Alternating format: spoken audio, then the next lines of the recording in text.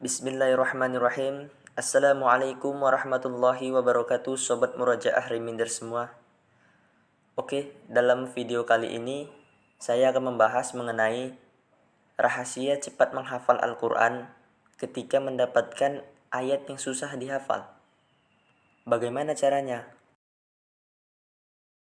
Oke, sebelum kita lanjut ke video pembahasan, yuk support dulu channel Murojaah Reminder ya, dengan cara subscribe, komen, like, and share, supaya apapun yang di-share di sini bisa bermanfaat bagi orang banyak. Oke, terima kasih buat yang sudah subscribe, dan kita langsung lanjut ke videonya.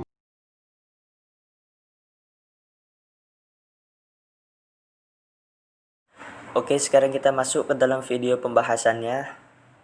Jadi, kalau kalian menemukan ayat yang susah dihafal, ayat yang sulit dihafal, maka peragakanlah arti dari ayat tersebut. Contohnya, surat Al-A'raf ayat 31.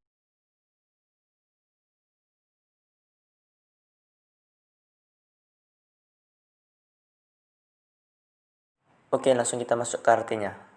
Jadi arti pada Al-A'raf ayat 31 itu, wahai anak cucu Adam, pakailah pakaianmu yang bagus pada setiap memasuki masjid. Makan dan minumlah, tetapi jangan berlebihan. Sungguh Allah tidak menyukai orang-orang yang berlebihan. Oke, sahabat Murojaah Reminder semua. Jadi memperagakannya itu, konsepnya itu begini. Jika dikatakan ya Bani Adam, itu kan artinya hai anak Adam. Jadi seolah-olah tangan menunjuk ke diri sendiri. Hai anak Adam. Selanjutnya, khudzu zinatakum. Pakailah pakaianmu yang indah. Ketika dikatakan pakailah pakaianmu yang indah, berarti itu merujuk kepada tangan nunjuk ke baju kita sendiri yang sedang kita pakai. Lalu inda kulli masjid, di setiap memasuki masjid. Kalau saya ini biasanya seperti dua jari yang sedang berjalan. Jadi udah terkonsep aja langsung di otak. Oh, ini inda kulli masjid. Seolah-olah seperti memasuki masjid. Dan selanjutnya, wakulu, itu kan artinya makan. Jadi seolah-olah kita memperagakannya, mempraktekannya, tangan kita seperti sedang makan gitu. Selanjutnya setelah wakulu tadi kan artinya makan. Lalu setelahnya washrobu. Washrobu di sini tuh artinya minum. Seolah merujuk tangan kita tuh seolah-olah sedang minum. Jadi udah tersugesti aja langsung di pikiran itu, abis wakulu washrobu, abis makan minum, kan gitu. Oke, selanjutnya kan ada wala tusrifu, artinya dan janganlah berlebih-lebihan. Tangan menyilang di dada seolah-olah aku tuh jangan sampai kayak gini. Selanjutnya, innahu la yuhibbul musrifin. Sesungguhnya Allah tidak menyukai orang-orang yang berlebih-lebihan. Jadi di sini tuh lebih meyakinkan bahwa kita nunjuk ke atas, seolah-olah sesungguhnya Allah gitu, nunjuk ke atas. Kemudian menyilang tangan di dada. Sesungguhnya Allah itu gak suka orang-orang yang berlebihan. Seolah-olah sendiri supaya jangan seperti itu gitu.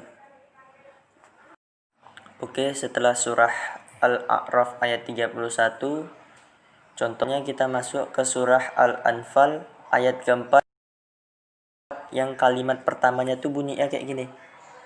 Ulaika humul mu'minuna haqqah.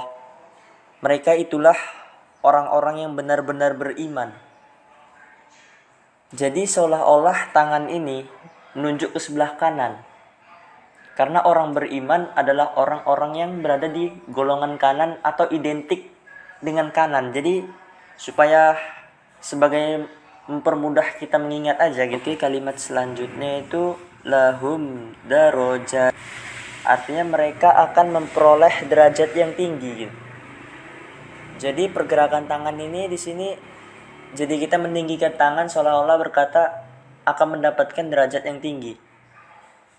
Selanjutnya inda rabbihim, di sisi Tuhannya.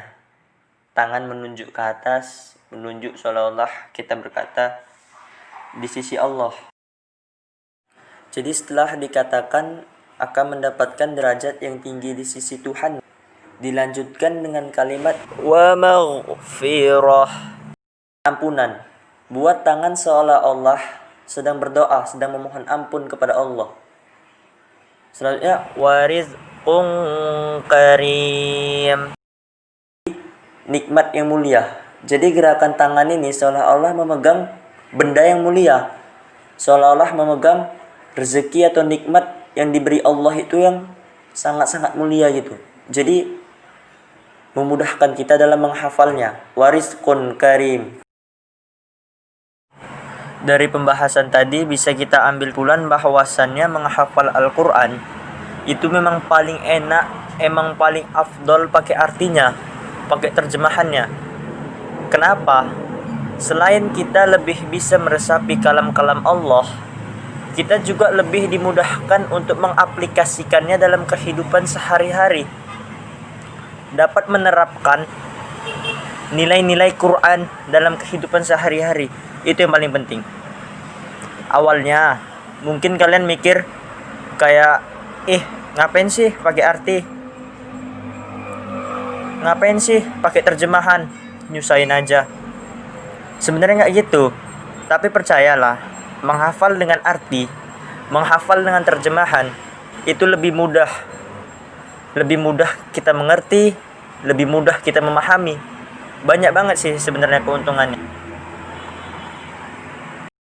Jadi sobat Murojaah Reminder semua, inilah pembagian ayat per kata atau kalimatnya beserta artinya. Mohon untuk sama-sama diperhatikan dan disimak ya. Akhir kata, saya mengucapkan terima kasih buat yang sudah menonton video ini dari awal sampai akhir. Kalau ada mungkin yang bermanfaat, itu saya pastikan datangnya dari Allah. Dan jika ada kata-kata saya yang salah atau pengucapan kalimat yang masih kurang benar,